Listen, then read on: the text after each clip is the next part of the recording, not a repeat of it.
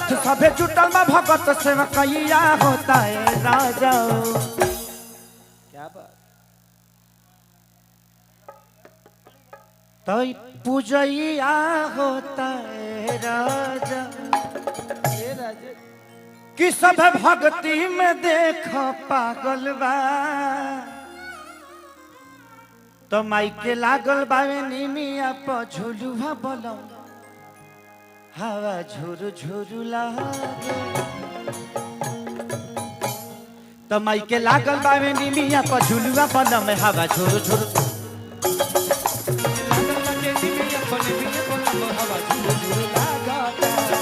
माइके लागल बावे निमिया पर झुलुआ बोलो में हवा झुरु झुरु लागे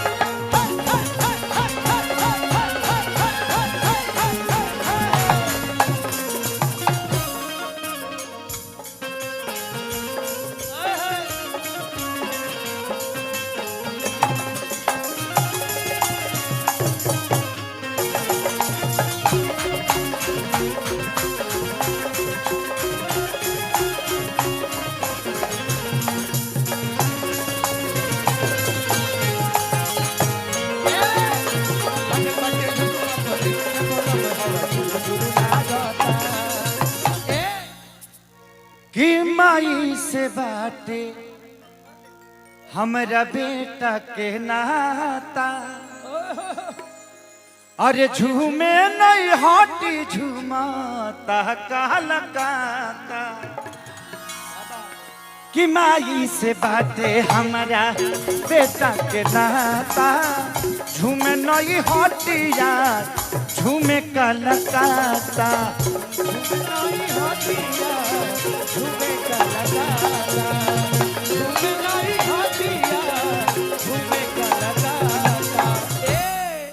कि नवती नदिया जरे लोग जागेला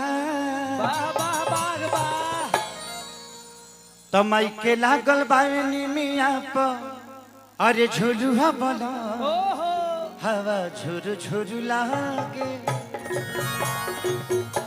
तो माइके लागल बानी मिया पर झुलुआ बोलो हवा झुरु झुरु लागे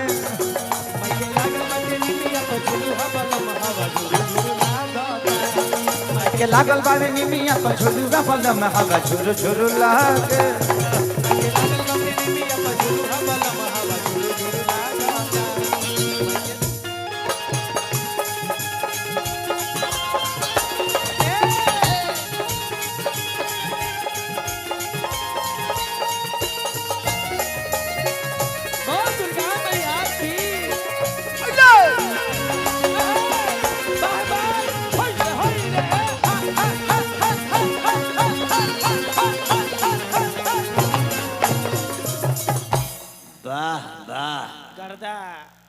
लइका कहा था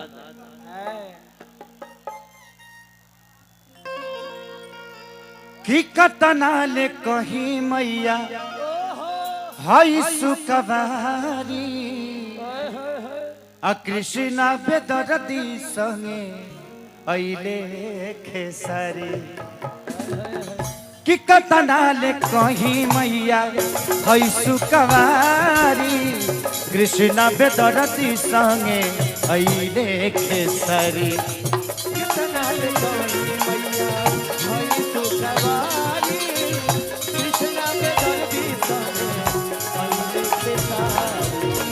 केतना ले कही मैया हई सुकवारी कृष्णा बेदरती संगे अइले खेसारी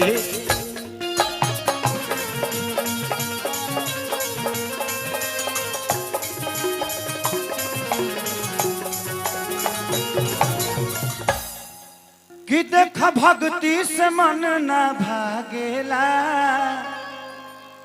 हो देख भक्ति से मन न भागेला चले के बाद तो माई के लागल बावनी मिया पझुलवा बोलम हवा झुरु झुरु लागेला।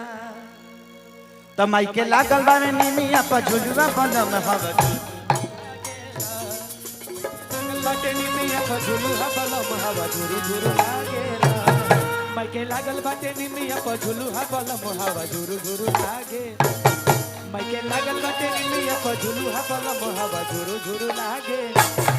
माइके लागल बाटे निमिया पझुलुहा बलम हवा झुरु झुरु लागे। माइके लागल बाटे निमिया पझुलुहा बलम हवा झुरु झुरु लागे।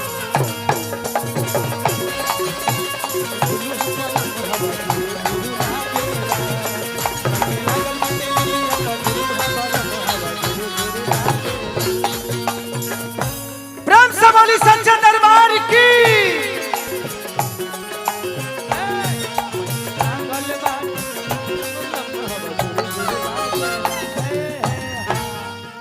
वाह वाह, चलिए दिल से धन्यवाद अभिषेक भाई को और हमारे बिक्की भैया को।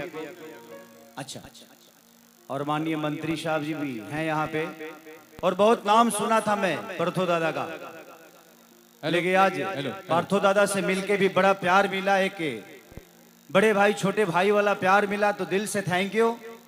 हम चाहेंगे कि रिश्ता हम लोग का आजीवन ऐसा ही बना रहे एक दूसरे के लिए। आवा तो हमने के सबके लाडला हुआ, बहुत प्यारा हुआ। और चेयरमैन अशोक चटर्जी जी, और इनका भी आशीर्वाद मिला। हमारे बीच उपस्थित हैं हमारे पश्चिम बंगाल राज्य के